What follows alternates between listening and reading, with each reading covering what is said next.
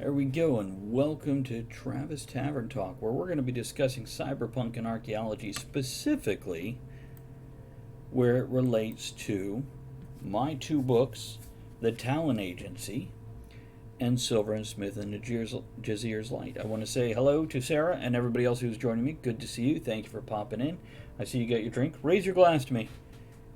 Here's to cyberpunk and the fun that comes with, well, frankly, I guess a world we hope we only partially get. Now, cyberpunk, for those of you that don't know, is basically the next step in machine technology. So we're looking at things like interfacing with computers directly, smart contact lenses that can pull up data and information. Google Glasses was almost there with it, and they kind of pulled them off the market, oddly enough, weirdly enough, because that's what they do with these things. Well, actually, it was doing some invasion of privacy, which is all part of cyberpunk. Speaking of cyberpunk, I am using my really cool machined metal. It kind of looks like I don't know. But anyhow, so I want to talk about Talon Agency first, because that's the one I wrote first, and I am currently writing Silver and Smith, and I'll get into that in a minute. With cyberpunk, though, so you're looking at kind of near future. Blade Runner is a cyberpunk movie. Johnny Mnemonic would be a cyberpunk movie. There's plenty of them out there. All kinds of books. Kind of the grandfather of cyberpunk would be William Gibson, I would think. But basically, you're looking at near future. Technology has advanced, so maybe some cloning, maybe some genetic engineering, maybe some laser guns, but not full-on futuristic sci-fi. And cyberpunk is quite often blended with dystopian outlooks. You know, the corporations taking over, the government's becoming a little more militaristic and a little less freedom for the people. A lot of times what you're seeing in cyberpunk, a lot of your tropes are your people trying to pull away from the government and gain more independent freedom. So I loved this concept, and when I was looking for a home for two of my characters, Silver and Smith, again more on them very soon, I decided to do it in a world where I already wrote a short story cycle. Which a short story cycle is, it's an anthology, collection of short stories, except they are all intertwined or related in some way.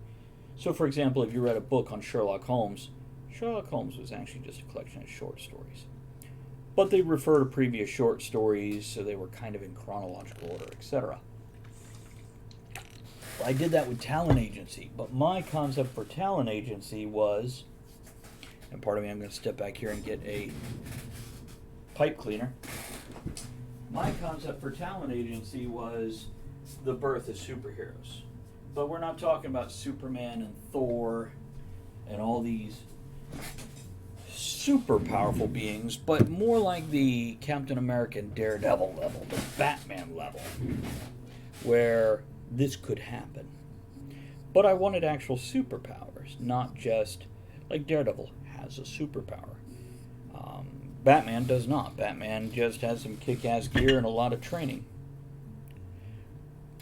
Is my cat about to sleep in my cat's getting in my hat? Look, guys, it's the cat in the hat. Check out the cat cam. There you go, Zazzle. Are you happy in the hat, sweetheart? So,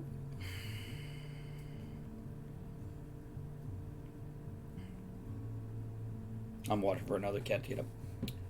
So with Talon Agency, and I'm going to pull the book up now so I can discuss some of the titles. Because I thought this was just a great concept. And come on down here to my publish folder and pull up Talon Agency. Which I'll show you the cover for it in a few minutes. But first, let's just pull up the book.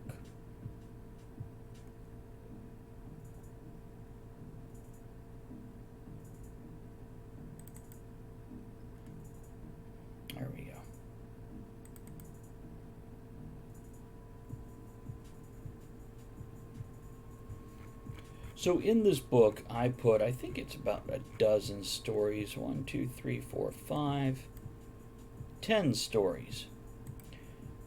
And I used a lot of friends' names in this book because it was just fun and available.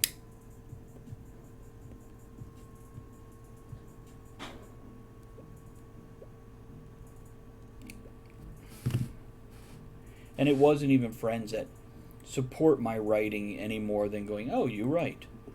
It was just fun to be able to do this. I kind of use them as a frame of reference for that second tier or third tier character.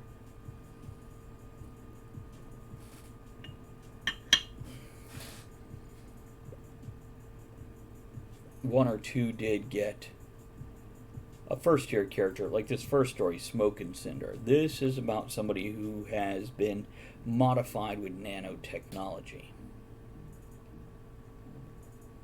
The nanotechnology allows him to ignite particulates in the air. So what we're looking at is, I'm looking at what other stream markers I put here.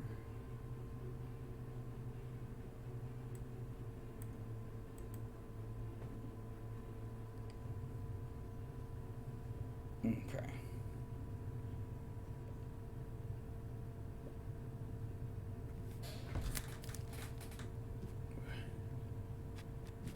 Good. Let's flip it back here.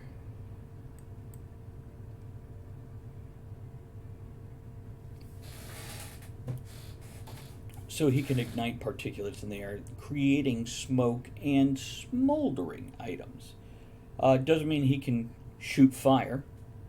Just the nanites in him allow him to hyperactivate dust particles in the air, so thus creating smoke, and if they're thick enough, actually creating cinders.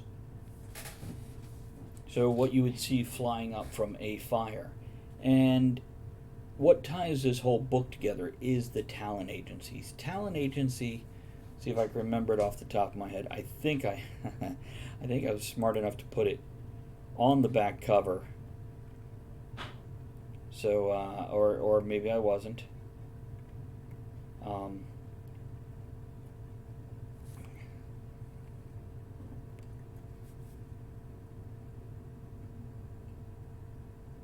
Oleogenetic nanotechnology.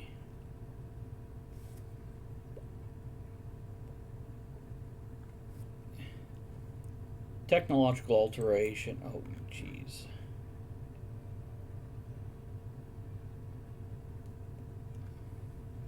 Here, you know what? Do you enjoy to find this? Is going to be hit fine. That's the fun thing as a writer. Sometimes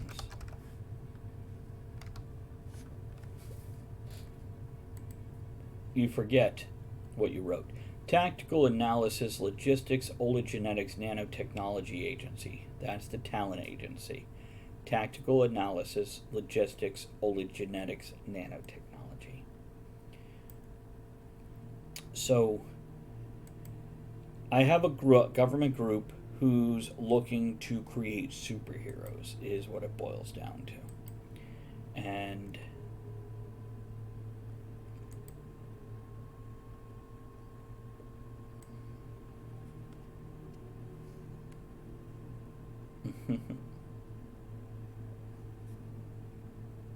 I'm going to copy paste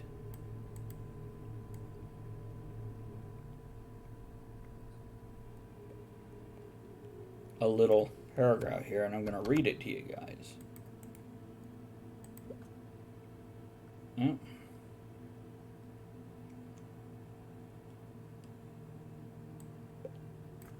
Apparently there's a limit to how much I can post, so let's do this in a couple here.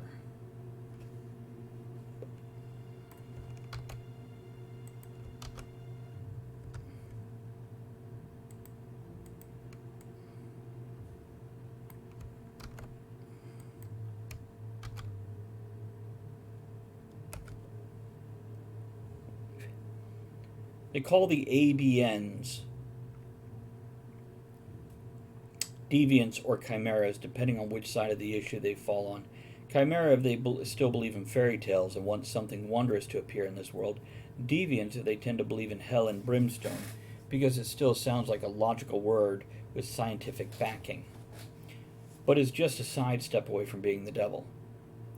They should be calling him Homo minutus or ABN at minimum. Pilcher leaned back in her chair. Have you been able to access the computer system well enough without using a keyboard? Yes, I'm scrolling through information right now. In fact, I'm searching for the terms we're discussing. Well, then I'm discussing, and you're avoiding discussing. Why is that, Nora? Lorena asked. When the doctor didn't answer, the soldier went on. T.A.L.O.N, of course, stands for Tactical Analysis, Logistics, Oleogenetics, Nanotechnology Agency. ABN stands for Adjusted Bioengineered Normal, and is often referred to as AB normal or abnormal in the street slang. Homo minutus ties directly into the Latin creed or motto of the T.A.L.O.N agency, Mutatis Mutandis, which means the necessary changes have been made. Shouldn't that read that the necessary changes will be made? And that's actually from the last story in the book, which ties it heavily into the T.A.L.O.N agency. Smoke and Cinder, you find the main character, Hector, fighting this group and also kind of becoming a bounty hunter and a hero in his own right as he grows beyond what he was before. Line of Sight is a very interesting story in that it deals with a man who's blind,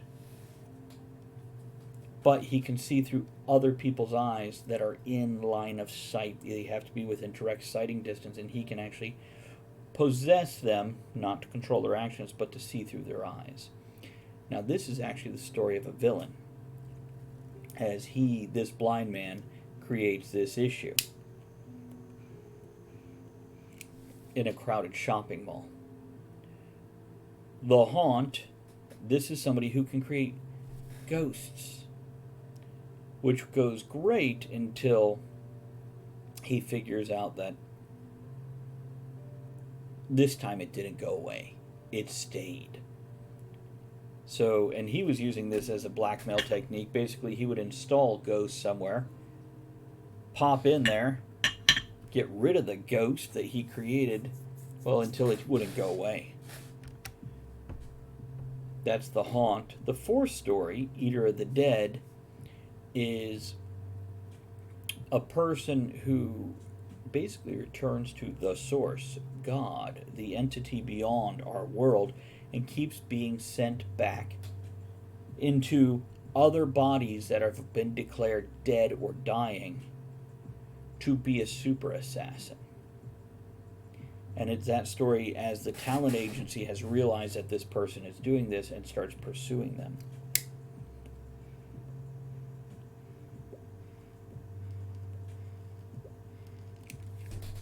The next one is probably my favorite.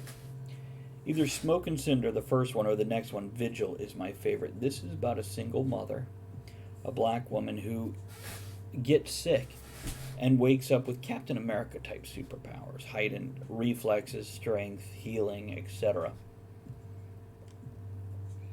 Well, she effectively hides from the government after going into private security, but they take her teenage son, wondering if it was handed down to him.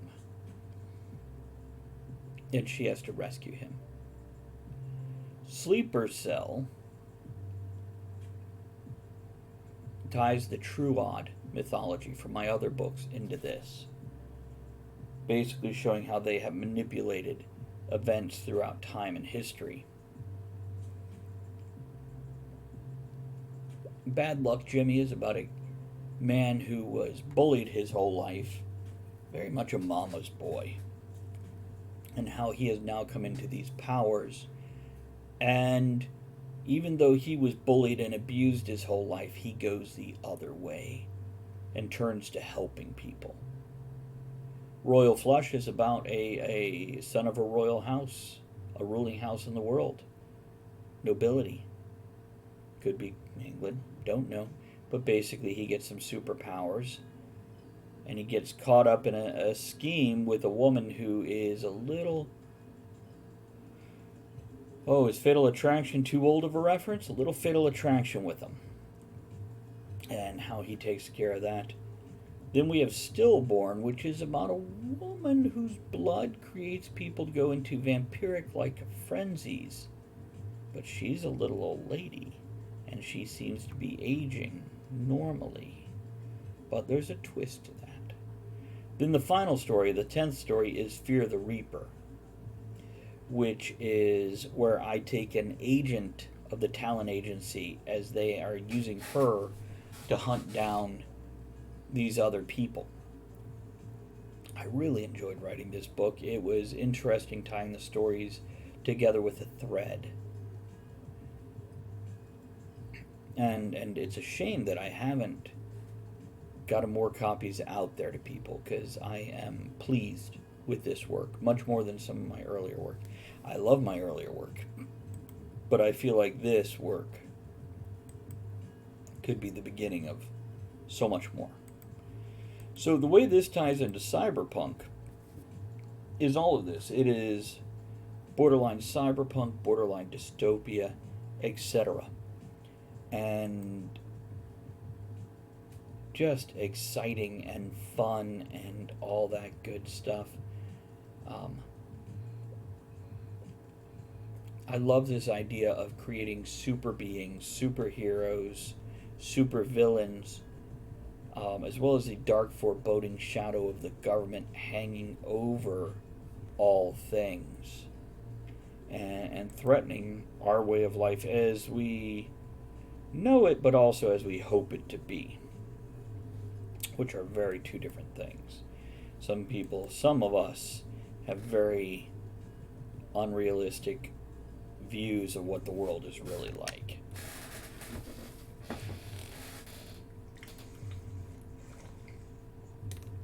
So when I did Silver and Smith, this is the world I decided to put it in. I looked at my steampunk world, which I enjoy. And you know, it's funny when I'm writing it. The cyberpunk world in my head has a color palette that's very different from the steampunk world. With the cyberpunk, it's very black and silver. Not black and gray, but black and silver. It's very sleek. But it's got jagged edges here and there. Whereas the steampunk definitely has a more amber feel to the color palette in my head.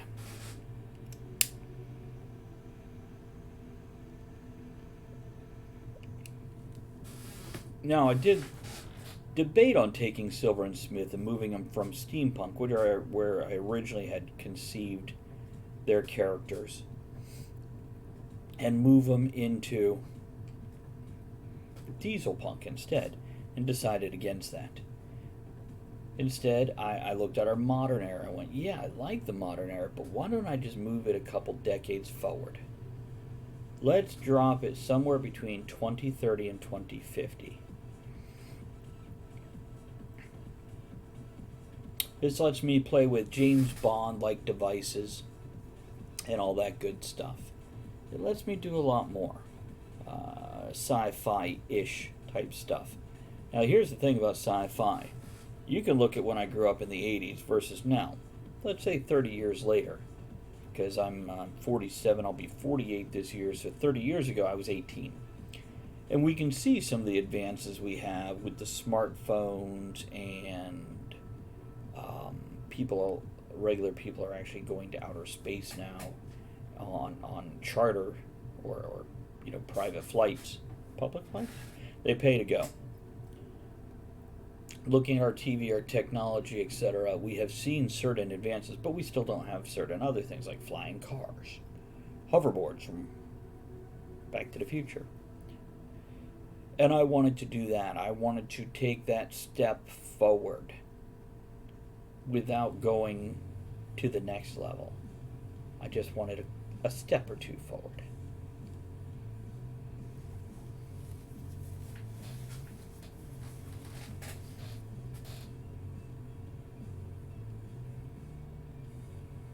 So with Silver and Smith, I had two very particular characters in mind. Now, one is straight out of the steampunk novel I was writing, which I set aside. Partially, steampunk seems to have dissipated. Not saying it's gone, not saying it's dead, I'm just saying it's not what it was 5 years ago or whatever. But I like this character. It's actually a character I originally used as an NPC in Dungeons and Dragons. And I brought him forward because I love the character concept. So I took the archetype and moved it forward into my steampunk novel, which may or may not see the light of day and be published one day. We'll see. But he's Silver. His name is Silver. Now he has a real name, which has not been revealed in the book yet. Probably will not be revealed in book one, but it's Augustus Jones. And he's like one of, I'd have to go reread what I wrote, 5 or 7 children. He was kind of in charge of some of the children. And an accident happened, crippling one, killing another. He felt guilt. Nobody blamed him, but he went out into the world, basically emotionally disconnecting from everything and becoming a bounty hunter. Now, he comes from a very rich family. By the way, Silver is the actor Micah, I forget his last name. He plays Jimmy Olsen's Supergirl. He played Eggs in True Blood. That's who I could picture playing this guy. So, 40s, athletic build, not bodybuilder, but a runner's build, a swimmer's build. Very pretty black man, but good presence. I love the voice of that actor, by the way. Good, solid voice, and he's got a hell of a presence. So, Ed Silver, and he has distanced himself from relationships that get too close because of this thing he experienced in his mid to late teens, where he was responsible for his siblings, and they were dead or brain dead by the end of it. And that is detailed somewhere else. That's not coming into play in these books. That's background that's unnecessary at this point. The other character, who is Smith, she's a delight. That is Hank Smith, who goes by the Hawk, because she's just got a hell of an eye. Now, she is almost Robert Downey Jr.'s version of Sherlock Holmes in the way she processes information. But she's not as reprobate as he is. Silver, on the other hand, is very good with, he's very competent. You know what, let me cover that in a moment. Go back to her. Hank says Hank is short for Henry, and Henry is short for Henrietta. But she never goes straight to Hank is short for Henrietta. She has these steps. She is a young 20-something archaeologist who's trying to make a name for herself and show her worth and prove herself and all these things. But she's also a really good shot with any kind of ranged weapon. On top of that, her powers of observation and her skill of deduction, again, the reason for the Hawk, her eye for detail as well as her eye for using a scope. We've got ourselves a very capable character. Now, I've taken these two and had them meet each other. Now, the feel I want for this book, or the series of books, as I'm hoping it'll be, I need to follow Eric Unglad's pattern and just pump these out one every 2 months. Come on, buddy. I want these to have a very Indiana Jones, Guardians of the Galaxy Part 1, Pirates of the Caribbean type feel. That adventure, fun, witty, but it's still got a darker undertone. It still has a mystical artifact intertwined through the story, which all three of those do. Oh, also Sherlock Holmes, the Robert Downey Jr. version, tends to have that. So with Silver and Smith, I have taken this 40-something-year-old, very competent black man, Silver, and introduced him to the 20-something, a little nervous, have something to prove, female archaeologist, Hank, or Smith. And they've come together to work together. Now, in the first venture, the Jazir's Light, spoiler alert, they're actually hunting a genie's lamp. Now, when they're first approached by, well, let's just say he might not be, he's a billionaire. So what are you going to do with a billionaire? Trust him? Maybe, maybe not. Hard to say. But this guy, Aaron Roberts, he wants them to hunt this down. And they're like, well, why? And he explains it's because the mafia is looking for it. Now, not just the Italian mafia, but the Greek mafia, the Sicilians, as well as the Yakuza, which has a different name in China, by the way, and I go into that in the book. But this is an artifact from ancient Persia. It belonged to, I forgot his name. I'd have to check my notes. The first emperor of Persia, who actually had one of the he had the largest empire known up to that point in time in history. After him, others had built or claimed or carved out larger empires. But in this case, we're going back to this. And the Jazir's Light is a golden oil lamp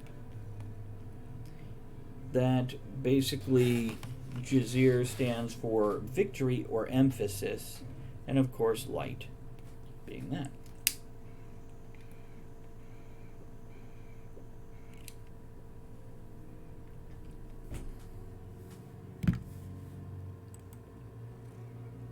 So the criminal element of the world, not just of that one area, which by the way it starts in London, the criminal element of the world is looking to possess this because, according to Aaron Roberts, it lends them a way to basically go, I have this, I unite the empire of my people, which is the criminal element. So you would see, once all the dust settles, the worldwide criminal families unite under one ruler, thus becoming a world power without boundaries of a country.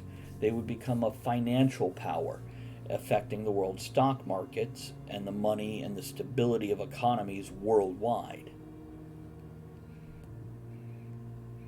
So he doesn't want them having this, because they would ruin the world economy, as they basically did mob-like activities with world governments, such as protection rackets or all the other things mobs do to the local people. So with that concept, these guys go off to hunt this. Now, the first thing they do is Silver shows up at his warehouse to even decide if he's going to do this, because he is emotionally withdrawn. He doesn't want to deal with people. He doesn't want to trust people. He doesn't want to get close to people.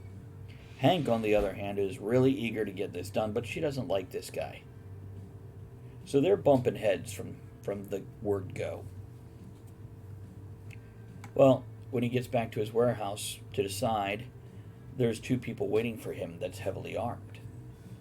And after things happen there and the warehouse explodes, killing the two people who had invaded his home, he decides he's got to go protect this young girl who can't protect herself. By the way, that is proven incorrect again and again, and verbalized by Hank herself, letting him know she can do just fine.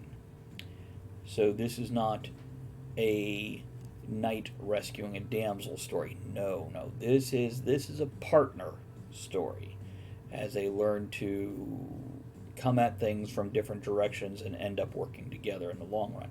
But of course, there's bumps in the road there. So you have them first and foremost in London taking on the Yakuza. After that point, they're clued in by a young man who said he was the one, and he looks much too young to have this kind of power, he was the one that sent the two to Silver's warehouse.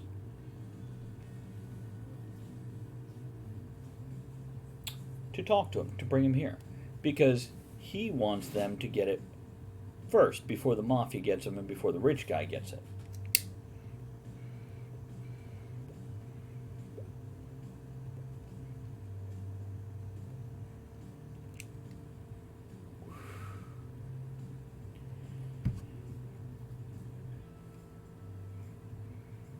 So they will then go to Greece after losing it in this first place in London. In Greece, they will find out a little more history and background on it. Now, some of the cyberpunk I have brought into this, by the way, the whole story opens up in China, where Silver is trying to loot an ancient tomb of the first emperor of China. And as he is betrayed by a long trusted friend, Hank and her partner show up to take the item from him. Well, the partner betrays Hank and throws them both into danger and leaves with the artifact. So that's how they met. In an ancient Chinese tomb with acid spraying down, the building or the underground complex collapsing around him, etc. So how did they get together after that? Well, Aaron Roberts, the rich guy I mentioned, actually went to the museum, and the museum curator brought Hank in, and by her recommendation, though indirect recommendation, brought Silver back in, because they had worked well together before. And Silver being a bodyguard, a mercenary, a bounty hunter, this was right up his line of work. And though Hank doesn't like him, she definitely knows he's competent in what he does. So they go to Greece, where they're going to basically find, the Greek mob was supposed to have this. And as they hunt that down, it will lead them to Sicily, where they face some of the Italian mafia. And then last and least, it will actually lead them to southern Iran, where the Persian kingdom was. And that's where we'll get our finale. Now, there's more details than what I've given you. I've only given you about the first third of the book, and I don't want to spoil too much.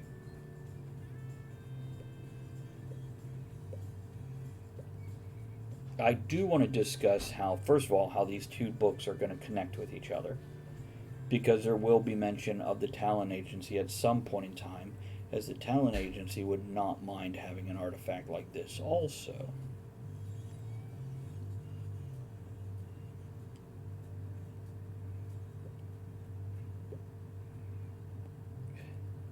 But I'm not going to bring that heavily in. I just need it mentioned to tie the two worlds together. There's also some interesting stuff, such as Silver has an agent, and the agent's name is Croker Norge. Now, if you're somebody who's read my other books, you'll realize both Croker Norge and Silver are from the steampunk era, which is not in the history of this world, but that's where they interact with. So a reader can wonder, did the author, Travis, me, take these characters and just transpose them, to this other reality? Here's the same personalities and everything.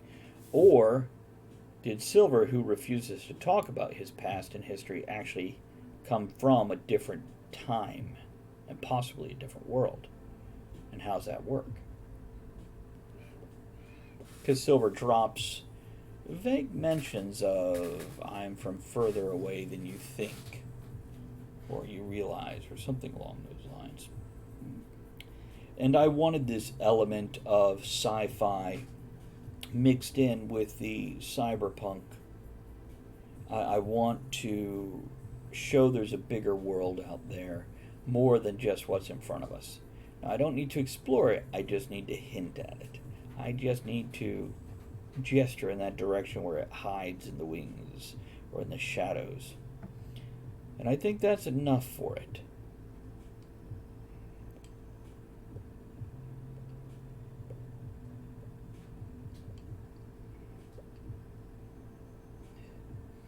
Now, I chose Cyberpunk for a few reasons. First of all, moving a couple decades into the future, I can play with climate change in the stories and create areas where we're dealing more with electric cars. We're dealing with, the pollution has been reduced, but climate change has created flooding in certain parts of the world. Certain governments have collapsed or changed or evolved. Corporations have risen up a bit and they have their own police forces now and this sort of thing. And the technology is fun to play with too.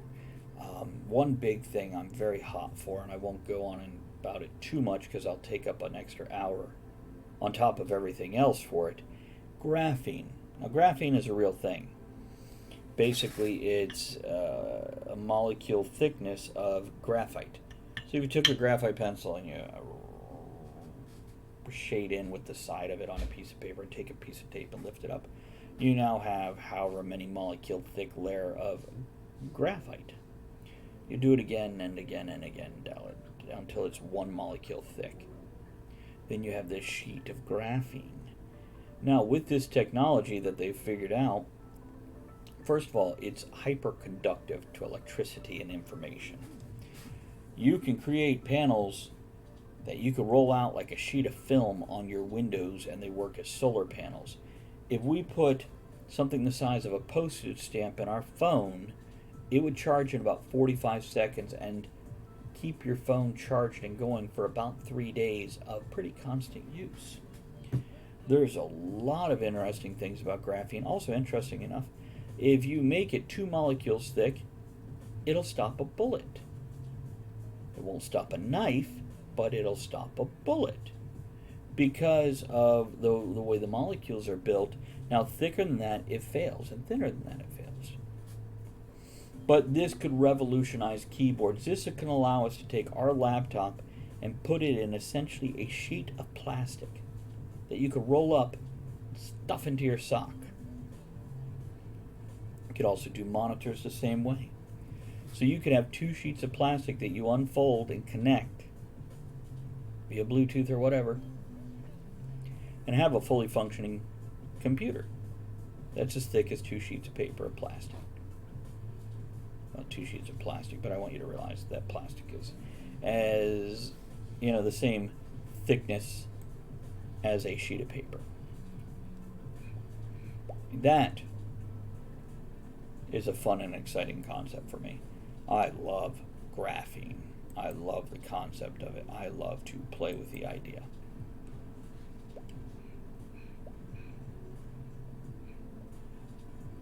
Hold on. Time to relight that pipe.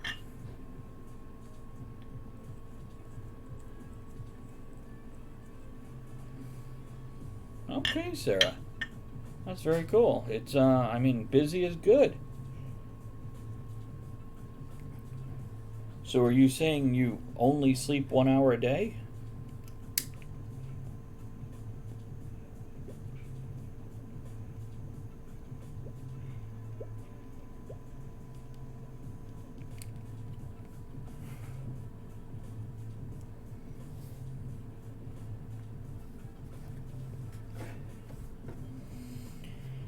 Going back while I wait for that answer to Cyberpunk and Archaeology, I wanted to mix archaeology into these books for a very specific reason. I wanted a balance of the old and new, of the mystical and the scientific. I've thought about doing another talent agency book where it's actually magic coming back into the world, which is actually the next step in human evolution. It's the ability of the brain to use certain energies around us, recognize them, harness them, etc. It's just a next step in evolution. Because the human body does put out a bioelectromagnetic field. And if we could manipulate that with our mind, it'd be a very different thing, a very cool thing. and I love to see that worked in and played with the high technology. Some of the technology I have is like contact lenses that allow you to see in the dark, blink codes to activate certain settings. Also, it can link to the scope in a gun. It can link to information on your phone. Phones now, being made of graphene, are the thickness of a business card. I mean, they're still a little larger, so you can see things better on it. But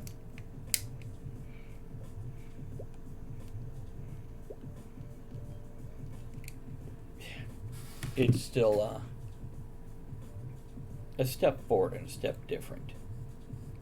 And I wanted to bring that in, but I also wanted to bring in the ancient and the old. I want these books to not only have that Sherlock Holmes, Indiana Jones, Star-Lord, Pirates of the Caribbean, adventure, mystical, all blended together thing. I also want to give it a noir overtone.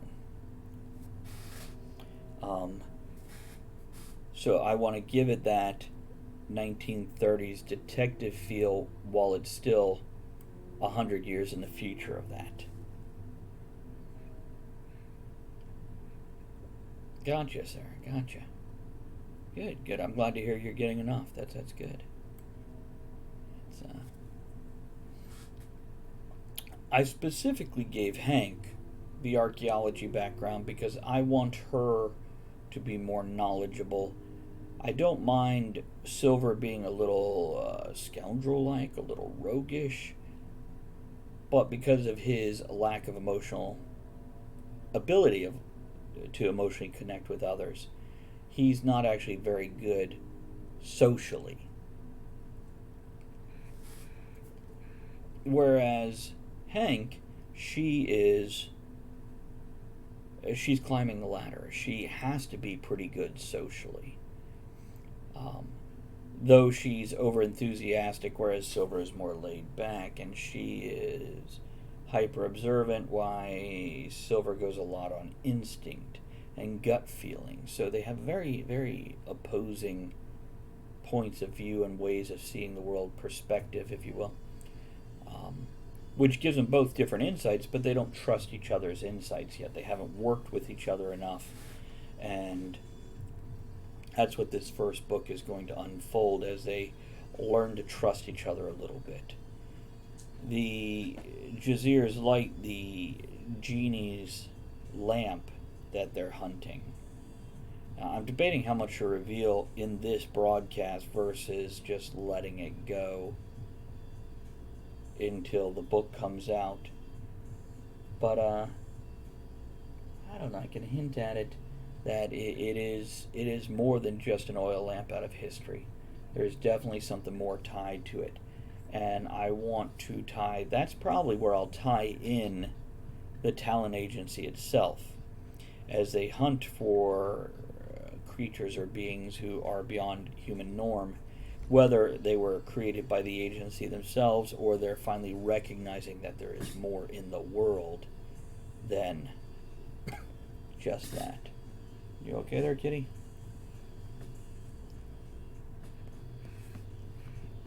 Now, in the future, what I'm looking at doing is, I mentioned already another T.A.L.O.N agency book, which I think I will also do in a short story format, giving you 10 or 12 characters with different abilities, but focus on the next step of the human evolution, which would appear to be magical abilities, but it'll allow me to tie it together.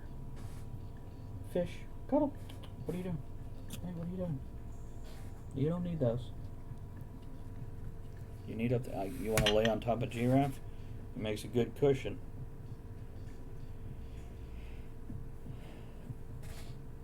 In the next books of Silver and Smith, because I do want this to be an ongoing series, and I really think that it would make very good movies.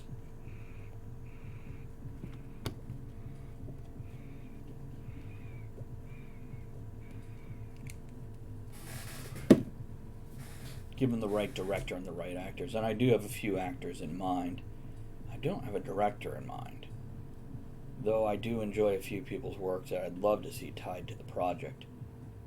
But I think that's going to be a matter of fate as opposed to anything I have control over, at least at this point in time.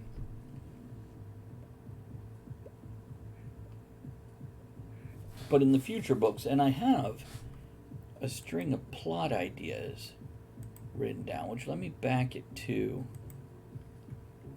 that and look at some of these other ideas I have for future Silver and Smith projects. Back down here to Silver and Smith.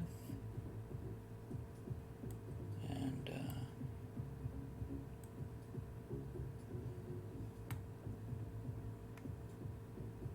there we go. We'll pull this one up.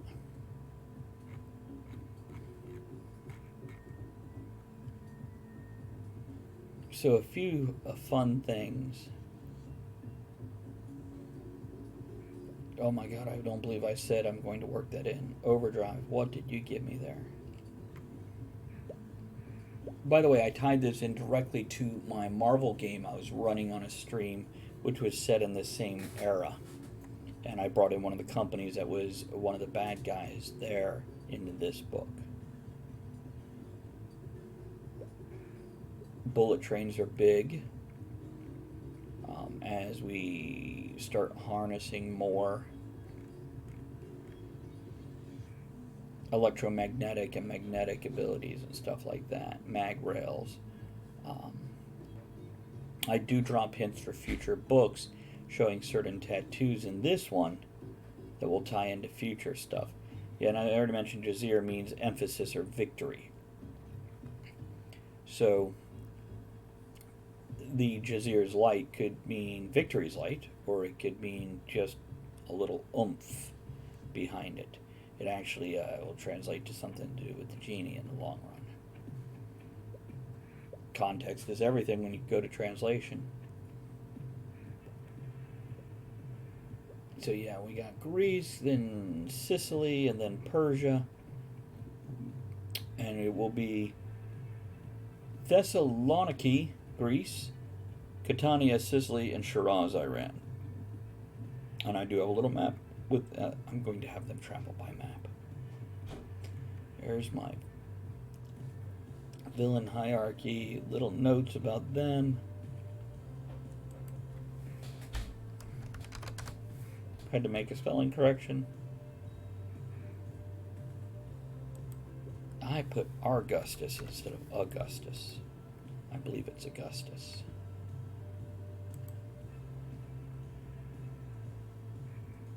Hank can shoot 1,000 meters on average with accuracy. She has 2 cats. Frickin' frack. That's right. I do go into Zoroaster and the disciples of Zarathustra. And it's the religion Mazda-Azna, which this was thanks to a viewer who actually used his name in this book also. This is his religion, and it's been around for about 4,000 years, and it's the purpose of life is to be among those who renew the world, to make the world progress towards perfection. And I love that concept. Good thoughts, good words, good deeds, path of truth, no lying. And I love the concept of this. I also love that I have not found this religion, which is a real religion and exists in modern day as well as up to 4,000 years ago. And I've never seen it in another movie or book. So here's something that if people research, they're going to find this is real. And matter of fact, in 2011, the Tehran Mobids and Juman announced for the first time in history of Iran and the Zoroastrian communities worldwide, women had been ordained in Iran and North America as Mobedyars, meaning women Mobeds, the priest. So they hold official certificates and can perform lower rung religious functions. Doesn't sound like they're quite up to equality, but in my world they will be. So in each of these books I'm looking at, I like 3 tiers of villains, so they work through the tiers of villains, the last one possibly being a surprise if I can. Always tie in a mysterious artifact, possibly a mystical type artifact. I do need a grunt force of enemies. So, for example, zombies or the Mafia in the case of this book. The experienced and competent primary older character, and then the young wide-eyed second character. And I have this, give them exotic locales, always use a big city, and then have a rival that they can work.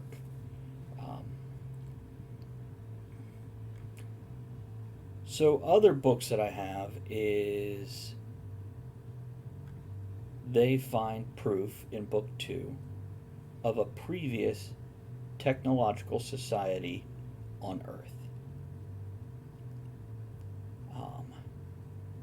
Book 3, we're looking at dueling authors who have killed off one of each other's pen names, making it look like a real murder of somebody that doesn't exist, and a mystical artifact linking those two. So yeah, I go more into this. 4 and 5 and 6, I have, looks like 7 books with just a one-line concept for each of the storylines. Now those will change as time goes on. It's indubitable that that's going to happen. Looks like book 4.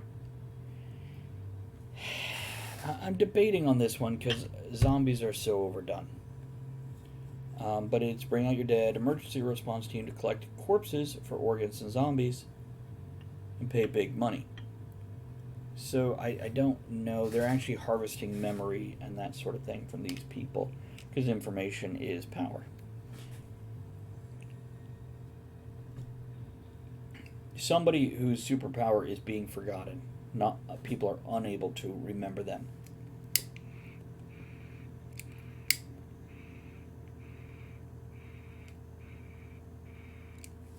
Would be book 5. Book 6, a young boy who can control reality. His perception defines reality instead of reality defining his perception. In book 7, I have 3 words to describe that. Journey to Hades. I'm not sure if that's going to happen. That's a bit too far out of this world. But I think I've got a great set of characters. I do have a list of pubs, bars, and taverns that readers suggested. And basically, I have them go into one of these every book, and one of the readers, whoever suggested it, gets to be the bartender, their character. They will be a character in the book. So, there's that concept. And the idea of, again, tying in the old and the new together is just delightful. I guess I can show you guys this. Let me switch screens here for you so you can see the covers. Here we go. I'm going to switch screens here. So this is the cover of the T.A.L.O.N agency. It's a full wraparound cover. Very nice. Very pleased with it. In my mind, that is the main character from the story Vigil. And then here's just the front cover. So yeah, pretty pleased with that. Let me switch back here. I don't have a cover for Silver and Smith at this point in time. It's just I want to write the book first, and I think this is going to be the first book that I attempt to approach an agent with and try to go through something like that instead of publishing it myself. Now I'm torn, and I actually want to talk to Bode Godzilla, who watches the stream. His name is Eric. He's doing pretty well. I think he's self-publishing, and that's what I want to check on before I make further decisions. So it looks like I have about 5 more minutes to wrap up the topic before I cut off on the topic. I will be streaming more after this, but I'm going to shut down this topic here in about 5 minutes. I just want to know if anybody has any questions or comments. John, if you are listening, John of Conquest Publishing out of Gloucester, Virginia.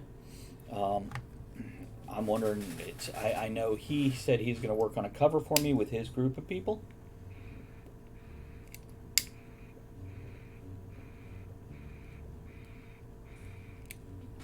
And I don't know if that went any further. But I will be completing this book probably in the next 6 to 8 weeks, I would think.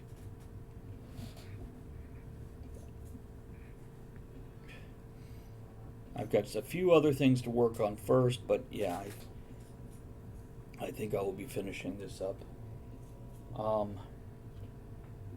Sarah, thank you for stopping in. Here's to you. I appreciate your company during this chat, and hope to see you again soon. Have a good night.